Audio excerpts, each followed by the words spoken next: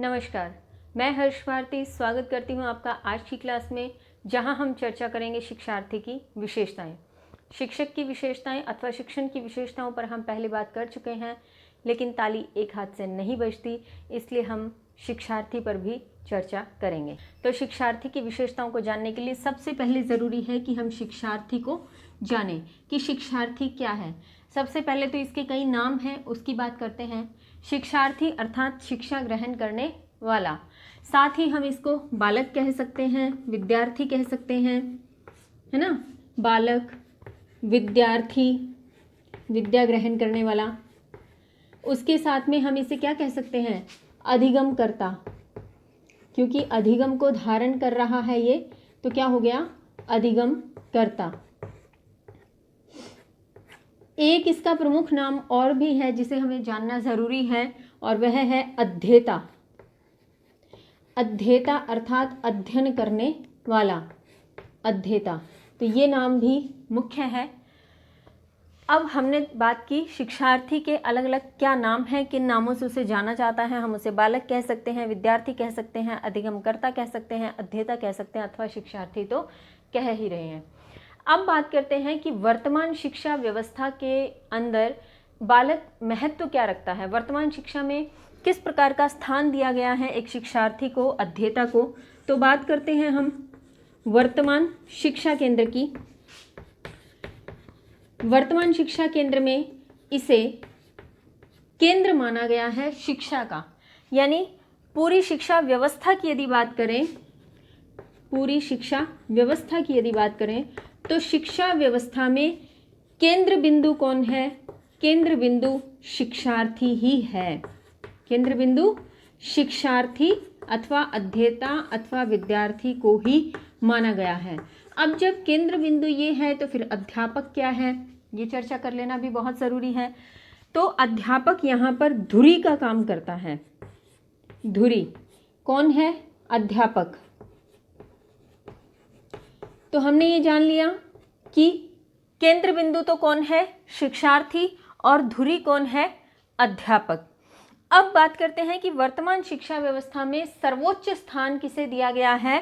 तो यहाँ पर हम बात करें, केंद्र बिंदु के साथ साथ शिक्षार्थी को ही क्या प्राप्त है, सर्वोच्च स्थान प्राप्त है, क्योंकि यह क्या है, एक तरह से नायक है इस स्थान का, शिक्षा व्यवस्था का। इसे नायक भी आप कह सकते हैं, लेकिन मुख्य रूप से यदि बात करें तो सर्वोच्च स्थान का दर्जा किसे दिया गया, शिक्षार्थी को अथवा अध्येता को दिया गया। यहाँ हमने बात कर ली शिक्षार्थी और अध्यापक की, कि शिक्षार्थी क्या है, केंद्र बिंदु है, और अध्यापक क्या है, उस शिक्षा व्यवस्था में धुरी का कार्य कर रहा है। अब जब हमने बात की अध्यापक की, तो एक शब्द और यहाँ पर ध्यान में आ रहा है, जब बात आती है आदर्श अध्यापिकाएं। किसकी बात हम कर रहे हैं, आदर्श अध्यापिकाएं। किन्हें कहा गया आदर्श अध्यापिकाएं, आदर्श अध्यापिकाएं कहा गया माताओं को। एक बालक की, एक शिक्षार्थी की, एक बच्चे की जो माताएं हैं, माएँ हैं, तो उन्हें आदर्श अध्यापिकाएं कहा जाता है। अब ये कोटेशन या ये शब्द दिया किसने, ये भी नाम ध्यान रखना ज़रूरी हो जाता है। ये कहा था फ्रॉबेल ने। फ्रॉबेल का कहना था कि एक बच्चे की आदर्श अध्यापिका कौन होती है, उसकी माता होती है। तो हमने बात की थोड़ी सी कि शिक्षार्थी के कई नाम हैं, अधिगमकर्ता, शिक्षार्थी, विद्यार्थी, अध्येता, बालक। वर्तमान शिक्षा में यदि बात करें तो केंद्र बिंदु यहाँ पर शिक्षार्थी है और उसका सर्वोच्च स्थान कहा गया है। साथ ही साथ धुरी का काम कौन कर रहा है, अध्यापक कर रहे हैं। और फिर हमने बात की कि आदर्श अध्यापिकाएं किसे कहा गया, माताओं को कहा गया। यह किसने कहा, फ्रॉबेल ने कहा। अब यहाँ हम थोड़ी सी चर्चा करते हैं दो परिभाषाओं की, कोठारी आयोग और रूसो के अनुसार। कोठारी आयोग कहते हैं भारत का भविष्य उसकी कक्षाओं में निर्मित हो रहा है। रूसो ने कहा बालक एक पुस्तक समान है जिसे अध्यापक द्वारा प्रत्येक पृष्ठ की तरह अध्ययन करना चाहिए। कोठारी आयोग का कहना कि भारत का भविष्य कहाँ निर्मित हो रहा है, कक्षाओं में निर्मित हो रहा है, यानी आज की कक्षाओं में जो बच्चे पल बढ़ रहे हैं, शिक्षा को ग्रहण कर रहे हैं, कल को वही भारत का भविष्य बनेंगे। इसलिए ऐसा कहा गया कि भारत का भविष्य कक्षाओं में निर्मित हो रहा है। फिर बात कर रहे हैं हम रूसो की। रूसो ने कहा था कि बालक एक ऐसी पुस्तक के समान है जिसे अध्यापक द्वारा प्रत्येक पृष्ठ की तरह पढ़ा जाना चाहिए। यानी एक पूरी की पूरी पुस्तक है बालक अपने आप में, और उस पुस्तक का प्रत्येक पृष्ठ पढ़े जाने योग्य है, प्रत्येक पन्ना पढ़े जाने योग्य है, और जिसे पढ़ने का उत्तरदायित्व तो किसे दिया गया? रूसो द्वारा अध्यापक को दिया गया। तो यहाँ पे हमने यही बात की कि बालक एक पुस्तक समान और अध्यापक द्वारा प्रत्येक पृष्ठ को पढ़ा जाना चाहिए। अब बात हम करते हैं कि क्या कोई भी बालक शिक्षार्थी है? क्या कोई भी बालक को हम अध्येता की संज्ञा में रख सकते हैं? यहाँ पे एक छोटी सी बात हम करते हैं। किसी कार्य या किसी विषय को सीखने की इच्छा रखने वाला व्यक्ति अधिगमकर्ता, शिक्षार्थी या अध्येता कहलाता है। साथ ही हम थोड़ी सी चर्चा करते हैं कि सीख किससे सकता है? अनुभव से, परिपक्वता से, समाज से, संस्कृति से, क्रियात्मकता से। तो हमने जानने का प्रयास किया कि एक अध्येता या शिक्षार्थी किसे कहेंगे। हमने क्या बात की? अभी हमने बात की कि किसी भी विषय, कोई भी विषय की यदि हम बात कर रहे हैं, या कोई भी कार्य है, कोई भी विषय या कार्य, उसे सीखने की इच्छा रखने वाला व्यक्ति ही क्या कहलाएगा? बच्चा ही क्या कहलाएगा? अध्येता या शिक्षार्थी कहलाएगा, इच्छा रखने वाला। ठीक है, अब हमने ये बात कर ली कि किसी विषय या कार्य को सीखने की इच्छा रखने वाला व्यक्ति या बालक या बच्चा अभ्यर्थी अध्येता कहलाएगा। अब बात करते हैं कि एक बच्चा या बालक किन माध्यमों से सीखने का प्रयास करता है। तो सीखने के कई मार्ग हैं, उन मार्गों की हम चर्चा करते हैं यहाँ पर। सीखना, किन मार्गों से वह सीखने का प्रयास करता है? सबसे पहले अगर हम बात करें तो अनुभव से वह सीखता है। अब बच्चे के अनुभव कैसे होंगे? बच्चा कैसे अनुभव करेगा? इसको आप एक ऐसे समझ सकते हैं, जैसे एक बहुत छोटा बच्चा है जो अभी बोलना भी ठीक से नहीं जानता, जो बात को समझना भी ठीक से नहीं जानता। अब पास में जल रही एक मोमबत्ती की ओर वह आकर्षित हो रहा है, मोमबत्ती की ओर आकर्षित हो रहा है, लेकिन हम बड़े उसे रोकने का प्रयास कर रहे हैं। क्यों? हम जानते हैं कि उसके पास जाएगा और उसे ये छुएगा तो इसका हाथ जल जाएगा या कोई भी अनहोनी हो सकती है। हम उसे बार बार रोकने का प्रयास करते हैं, वो बार बार वहाँ जाने का प्रयास करता है, लेकिन जैसे ही हम थोड़ा सा इधर उधर होंगे, क्योंकि उसके मन में तो क्या चल रहा है कि मुझे देखना है क्या है, तो जैसे ही उसने अपने आप को एकांत में पाया, आप उसकी नज़रों से ओझल हुए, तुरंत वो उस मोमबत्ती की ओर गमन करेगा। और होगा क्या? जैसे ही वो उसे छूने का प्रयास करेगा, उसका हाथ जल जाएगा या हल्का उसे गर्माहट महसूस होगी। जलेगा नहीं, क्योंकि इतनी देर तो वो रखेगा ही नहीं। जैसे टच करेगा तुरंत उसे पता लगेगा कि कुछ अजीब हुआ, कुछ गर्म लगा, तो वो क्या करेगा? तुरंत अपने हाथ को वहाँ से हटा लेगा, और उसके बाद आपको रोकने की आवश्यकता नहीं होगी, बच्चा खुद ही वहाँ नहीं जाएगा। तो ये क्या हुआ? उसने अनुभव से सीखा, उसने जान लिया कि कोई भी जलती हुई चीज़ हमेशा गर्म करती है या कुछ दर्द, क्योंकि उसे गर्म का भी नहीं पता, उसे ठंडे का नहीं पता, उसे ये बस उसे कुछ अंदर की इंद्रियों से ये आभास हुआ कि कुछ दर्द महसूस हुआ, कुछ गलत हुआ, तो उसने हाथ को हटा लिया। तो ठीक वही उसकी धारणा बन जाएगी कि किसी जलती हुई चीज़ के पास नहीं जाना, इससे नुकसान हो रहा है, इससे बुरा हो रहा है, इससे दर्द हो रहा है। तो वह किससे सीखा? अनुभव से सीखा। फिर हम बात करें परिपक्वता। परिपक्वता से यहाँ आप तात्पर्य मैच्योरिटी से ले सकते हैं। जैसे जैसे एक बच्चा मैच्योर होना शुरू हो जाता है, परिपक्व होना शुरू हो जाता है, वैसे वैसे वह सीखने की ओर अधिक अग्रसर होता चला जाता है।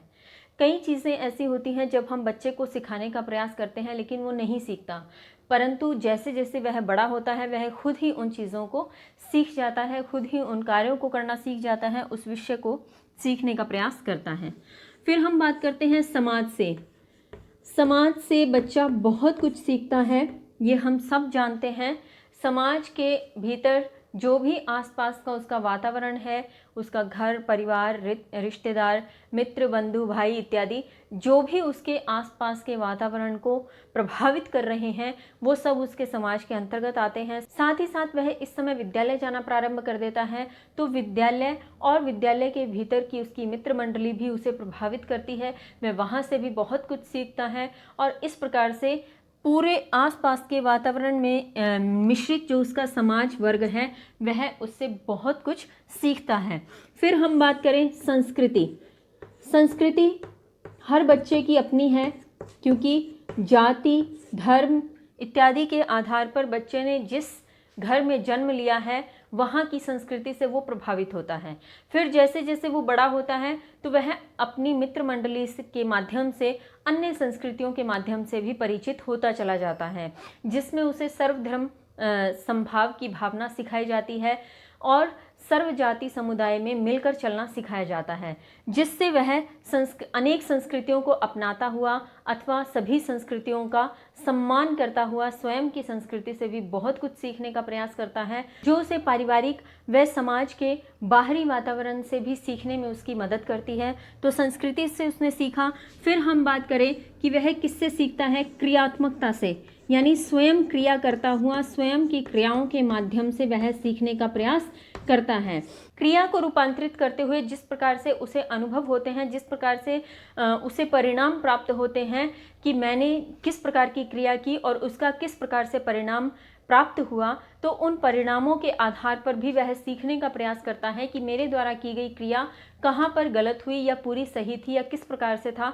तो वहाँ से भी उसने बहुत कुछ सीखने का प्रयास किया। तो अभी हमने चर्चा की कि वह किस माध्यम से सीखता है। अब हम बात करते हैं एक शिक्षार्थी की क्या विशेषताएं होनी चाहिए। अब देखिए, विशेषताओं की जब बात करेंगे तो कुछ सामान्य विशेषताओं की चर्चा हम पहले करेंगे, उसके बाद हम बात करेंगे शैक्षणिक, सामाजिक, संज्ञानात्मक इत्यादि के आधार पर जो विशेषताएं होंगी उसकी चर्चा हम विस्तार से बाद में करेंगे। तो पहले कुछ सामान्य विशेषताओं पर बात करते हैं जो इस प्रकार हैं। शिक्षार्थी का शारीरिक व मानसिक रूप से उत्तम स्वास्थ्य है, शिक्षार्थी की मूलभूत क्षमता व योग्यता, शिक्षार्थी की महत्वाकांक्षा व उपलब्धि अभिप्रेरणा का स्तर, शिक्षार्थी का जीवन उद्देश्य, शिक्षार्थी की तत्परता व इच्छा शक्ति, शिक्षार्थी का इंद्रियों पर नियंत्रण, शिक्षार्थी में अनुशासन व धैर्य, शिक्षार्थी में शोध की प्रवृत्ति की भावना, शिक्षार्थी की कर्तव्य निष्ठा। बात कर रहे हैं हम सामान्य विशेषताओं की कि एक अध्येता, एक शिक्षार्थी अथवा विद्यार्थी की सामान्य विशेषताएं क्या हो सकती हैं या क्या होनी चाहिए। सबसे पहले हम बात करते हैं शारीरिक व मानसिक स्वास्थ्य उत्तम, यानी एक विद्यार्थी जो सीखने की ओर अग्रसर है उसका शरीर व मन पूर्णतः स्वस्थ होना चाहिए, पूर्ण रूप से सक्षम होना चाहिए सीखने के लिए। एक हल्का सा सिरदर्द या उल्टी या पेट दर्द होना भी एक विद्यार्थी को बाधित कर सकता है। तो यदि वह नियमित रूप से किसी बीमारी से ग्रस्त है या किसी प्रकार से वह बीमार रहता है तो उसके सीखने में बाधा उत्पन्न होती है। इसलिए कहा गया कि उत्तम स्वास्थ्य के माध्यम से वह शिक्षार्थी बहुत अच्छी अधिगम जो क्षमता को प्राप्त कर सकता है। तो शरीर व मन दोनों के माध्यम से उसका स्वास्थ्य उत्तम होना चाहिए। फिर हम बात कर रहे हैं मूलभूत क्षमता व योग्यता, यानी एक विद्यार्थी में कितनी क्षमता है, कितनी उसकी योग्यता है, किस आधार पर वह सीखने का प्रयास कर सकता है। तो उसके अंदर सीखने के लिए पर्याप्त क्षमता की आवश्यकता है, पर्याप्त योग्यता की भी आवश्यकता है। फिर हम बात कर रहे हैं महत्वाकांक्षा व उपलब्धि अभिप्रेरणा। अब यहाँ पर बात करते हैं कि एक विद्यार्थी के अंदर सीखने की महत्वाकांक्षा होना बहुत आवश्यक है, साथ ही साथ उपलब्धि के प्रति जो उसकी अभिप्रेरणा का स्तर है वह भी उत्तम या सर्वोच्च होना चाहिए।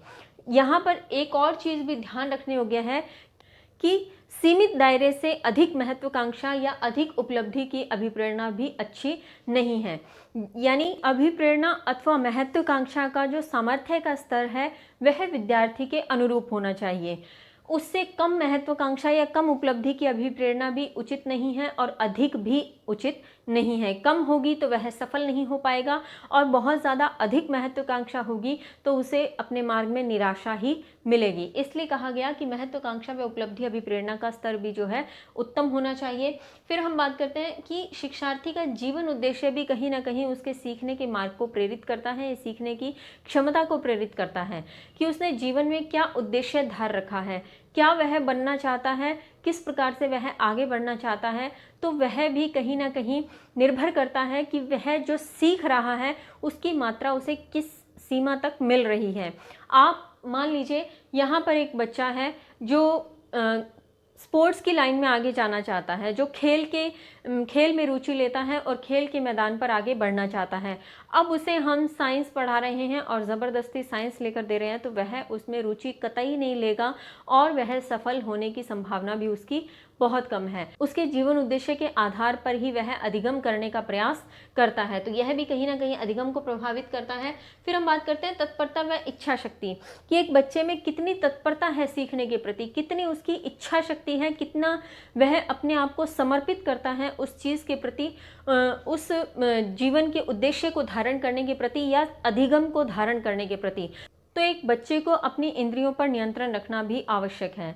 यहाँ पर मुझे संस्कृत का एक पढ़ा हुआ श्लोक याद आ रहा है, सुखार्थी न कुतो विद्या, विद्यार्थी न कुतो सुखम, सुखार्थी वा त्यजेत विद्या, विद्यार्थी वा त्यजेत सुखम। यानी सुख चाहने वाले को विद्या नहीं मिल सकती और विद्या चाहने वाले को सुख नहीं मिल सकता। यदि वह सुख चाहता है तो विद्या का त्याग कर दे, और यदि वह विद्या चाहता है तो सुख का त्याग उसे निश्चित रूप से करना ही पड़ेगा। तो यहीं पर बात आ रही है इंद्रियों का नियंत्रण, कि उसका खेलने का मन कर रहा है और कल पेपर है, तो उसे ज़रूरी है कि अपने मन को नियंत्रित करे, अपनी इंद्रियों को नियंत्रित करे, और कल होने वाली परीक्षा के लिए वह पूर्ण समर्पित होकर के उसकी तैयारी करें। तो इंद्रियों पर नियंत्रण होना भी एक विद्यार्थी के लिए आवश्यक है। फिर हम बात करते हैं अनुशासन व धैर्य। देखिए ये जो शब्द है ये हर क्षेत्र में अपनी भूमिका निभाता है।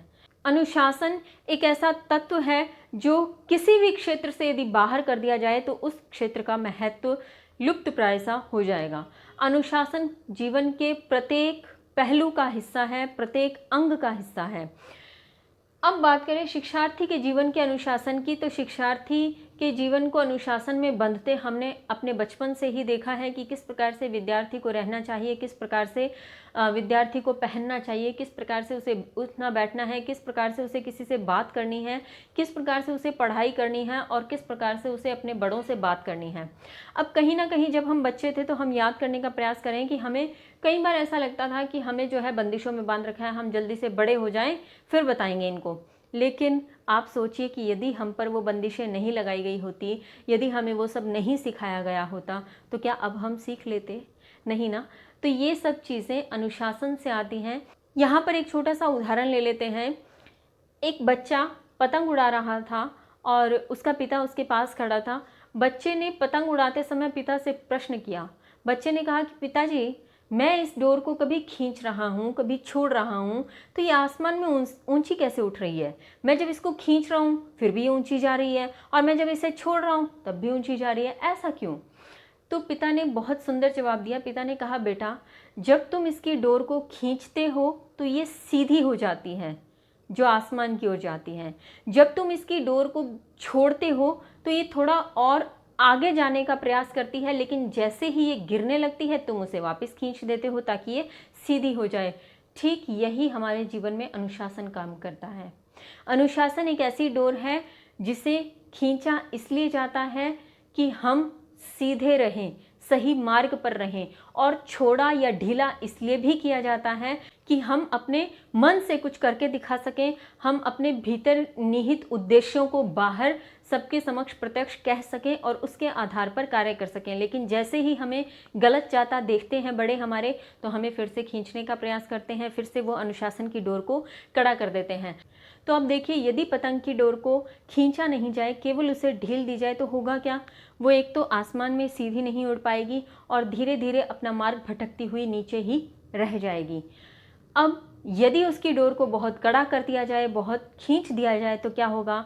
वो बहुत ज़्यादा खींचे जाने के कारण कट जाएगी पतंग, और कटने से वो पतंग उड़ करके हवा के माध्यम से जिस भी हाथ में पड़ेगी वही हाथ उस पतंग का भविष्य निर्धारित करेंगे। हो सकता है वो फिर से किसी उड़ाने वाले के हाथ में चली जाए, और हो सकता है किसी खेलने वाले बच्चे के हाथ में चली जाए जिसे पतंग का महत्व ही नहीं पता हो, तो वह उसे फाड़ देगा। ठीक ऐसा ही हमारे जीवन के साथ भी हो सकता है। यदि हमारे बड़े हमारे ऊपर अनुशासन से काम नहीं करते और यदि वे हमें ढीला ही ढीला छोड़ते रहते, तो हम ऊपर नहीं उठ पाते। हम अपनी मित्र मंडली के साथ रहकर किस संगत में चले जाते हम भी नहीं जानते, और यदि वे हमारे अनुशासन को सिर्फ कड़ा कर देते तो हम दिग्भ्रमित हो जाते। तब हम उनसे बिल्कुल विच्छेद की तरह, जैसे एक पतंग कट गई थी वैसे ही हम भी उनसे कट जाते, और फिर हमारा जो साथ बनता वो हमें ऊपर ले जाता या नीचे, ये तो हम नहीं जानते, क्योंकि ऐसा हमारे साथ हुआ ही नहीं, हमारे बड़ों ने हमारा साथ दिया। तो अनुशासन बहुत महत्वपूर्ण है, इस पर हमारी चर्चा भी कुछ बड़ी हो गई। खैर, आगे बात करते हैं कि उसमें शिक्षार्थी में धैर्य का होना भी आवश्यक है, सहनशीलता बहुत आवश्यक है एक शिक्षार्थी में, क्योंकि पहली बार में सफलता मिल जाए यह सुनिश्चित नहीं है। अब असफलता मिलने पर वह मार्ग भटके नहीं या निराश नहीं हो, उसमें इतनी सहन शक्ति हो कि वह उसको बार बार करने के लिए प्रेरित हो सके, बार बार उस काम के प्रति अपने मन को लगाने की ओर कार्य करता रहे। फिर बात करते हैं शोध प्रवृत्ति की भावना। एक शिक्षार्थी में ये प्रवृत्ति बहुत आवश्यक है। उसने सीख तो लिया कि 2 को 2 से जोड़ें तो 4, 2 को 3 से जोड़ें तो 5, 10 से 6 घटाएं तो 4, लेकिन ऐसा क्यों हुआ, उसके पीछे का कारण जानना शोध की प्रवृत्ति है जो उसे आगे बढ़ने के लिए प्रेरित करती है। अब ये तो एक गणित का उदाहरण दिया मैंने, लेकिन हर क्षेत्र में ये चीज़ काम करती है, हर विषय में यह कार्य कर सकती है कि बच्चे ने कंसेप्ट क्लियर किया और कंसेप्ट क्लियर करते हुए उसने उसके निहित कारणों को जानने का प्रयास किया। तो वही क्या है, शोध प्रवृत्ति की, उसका मस्तिष्क उस ओर अग्रसर हो कि यह हमें दिया तो गया, पर क्यों दिया गया या इसके पीछे का निहित कारण क्या था, किस प्रकार से हम इसका जीवन में प्रयोग कर सकते हैं। तो यह शोध प्रवृत्ति की भावना जब उसमें जागृत होगी तो वह अधिगम के लिए अधिक उत्सुकता से प्रेरित हो सकता है। फिर हम बात करें कर्तव्यनिष्ठता की, तो कर्तव्यनिष्ठता के माध्यम से भी एक शिक्षार्थी अच्छे अधिगम के लिए, सर्वोच्च अधिगम के लिए प्रेरित होता है। यदि वह अपने कर्तव्य के प्रति पूर्ण रूप से समर्पित है, पूर्ण रूप से निष्ठावान होकर अपने कर्म को कर रहा है, तो निश्चित ही वह अच्छे अधिगम या सर्वोच्च अधिगम की ओर अपने कदम बढ़ा रहा है और निश्चित ही उसे सफलता मिलेगी। तो आज हमने चर्चा की शिक्षार्थी के अन्य नाम क्या हैं। शिक्षार्थी शिक्षण व्यवस्था का केंद्र बिंदु है। वह किन माध्यमों से सीख सकता है, हमने उसमें बात की थी कि वह अनुभव से सीखता है, समाज से सीखता है, संस्कृति से सीखता है, परिपक्वता से सीखता है, साथ ही साथ वह क्रियात्मकता से भी सीखता है। फिर हमने बात की कि फ्रॉबेल ने आदर्श अध्यापिकाएं किन्हें कहा, उनकी माता को कहा, और अध्यापक का शिक्षा व्यवस्था में क्या स्थान है, वह उसकी धुरी है। साथ ही साथ हमने बात की थी कोठारी आयोग द्वारा दी गई परिभाषा की, जिसमें उन्होंने कहा था कि भारत का भविष्य उसकी कक्षाओं में निर्मित हो रहा है, और रूसो ने कहा था कि बालक एक पुस्तक के समान है जिसे अध्यापक द्वारा प्रत्येक पृष्ठ की तरह पढ़े जाना चाहिए। फिर हमने शिक्षार्थी की सामान्य विशेषताओं की बात की। आगे की कक्षा में हम बात करेंगे संज्ञानात्मक, शैक्षणिक, सामाजिक और भावात्मक इत्यादि के आधार पर जो किशोरावस्था और प्रौढ़ावस्था का अंतर करते हुए, तुलनात्मक अध्ययन करते हुए क्या विशेषताएं होनी चाहिए या रहती हैं, उस पर हम चर्चा करेंगे। आज की वीडियो यदि आपको अच्छी लगी हो तो इसे लाइक और शेयर कीजिए। साथ ही साथ यदि आपने अभी तक चैनल को सब्सक्राइब नहीं किया है तो आप चैनल को सब्सक्राइब कर सकते हैं। मिलते हैं अगली वीडियो में, तब तक के लिए स्वस्थ रहिए, मस्त रहिए, पढ़ते और पढ़ाते रहिए। धन्यवाद। जय हिंद, जय भारत।